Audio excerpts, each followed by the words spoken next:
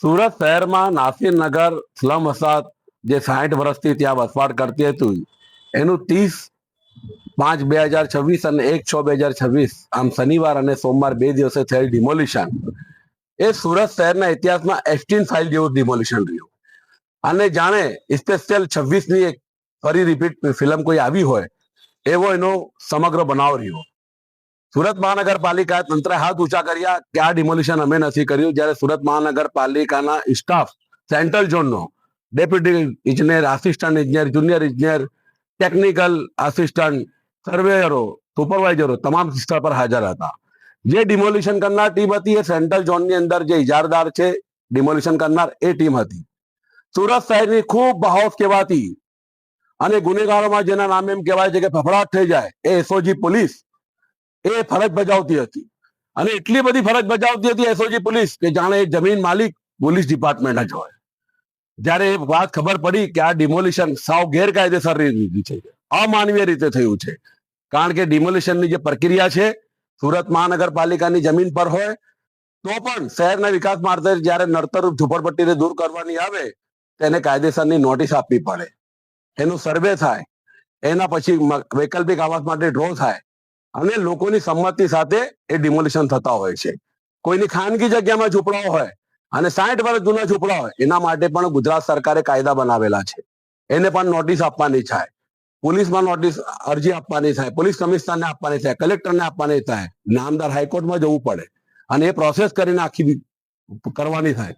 પરંતુ નાસિરનગરની ઘટનામાં હું ચોક્કસપણે કહું છું કે માફિયાનો પણ સારા કેવડાવે એ હતી જઈને સુરત મહાનગરપાલિકાનો તંત્ર અને સુરત શહેર એસઓજી પોલીસે જે ભૂમિકા ભજવી છે, ગરીબ શ્રમિક મુસ્લિમ પરિવારોની સાથે રાગ-દ્વેષ રાખીને જે અત્યાચાર કર્યો છે, અમાનવીય અત્યાચાર કરીને એમને એક જ ઝાડ કે ઘર બેવડા કર્યા છે માત્ર બિલ્ડરના લાભ માટે, એનો સુરત શહેર કોંગ્રેસના પ્રમુખ વિપુલભાઈ ઉધનાવાલાના નેતૃત્વમાં શહેર કોંગ્રેસે ભારે પસ્તાળ પાડી વિરોધ નોંધાવ્યો.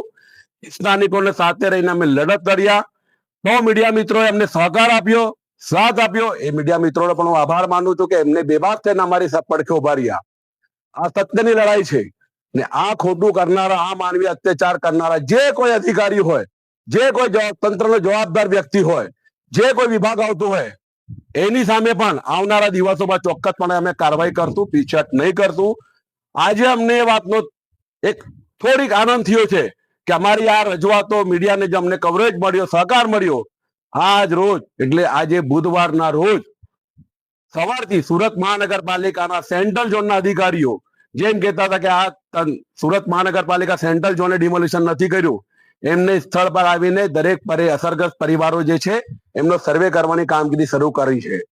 આ કામગીરીથી જ બતાવે છે કે એમણે જે કૃત્ય કર્યું છે એ ખોટું કર્યું હતું. એમને હવે દુઃખ થતું હશે કે દબાણ આવ્યું હશે અને એટલા માટે કામગીરી શરૂ કરે છે. અમારી એક જ વાત છે કે ગરીબોની સાથે ન્યાય થાય, એને વૈકલ્પિક આવાસ મળે. વડાપ્રધાન શ્રી નરેન્દ્રભાઈ મોદી 5મી જૂને સુરત આવવાના છે. એમને લોકોને, દેશને, વાસીઓને સૂત્ર આપ્યું સબકા સાથ સબકા વિકાસ. પરંતુ મારે દુઃખ સાથે કહેવું પડે છે કે એમના શાસનમાં, એમના વહીવટમાં જે અધિકારીઓ છે એ બિલ્ડરના લાભ માટે સબકા સાથ સબકા વિકાસ નહીં, સબકા સાથ और મુસ્લિમો કા વિનાશની નીતિ કાર્ય કરી રહ્યા છે. અને વડાપ્રધાન નરેન્દ્રભાઈ મોદીની છબીને પણ ઝાંખપ લગાવી રહ્યા છે.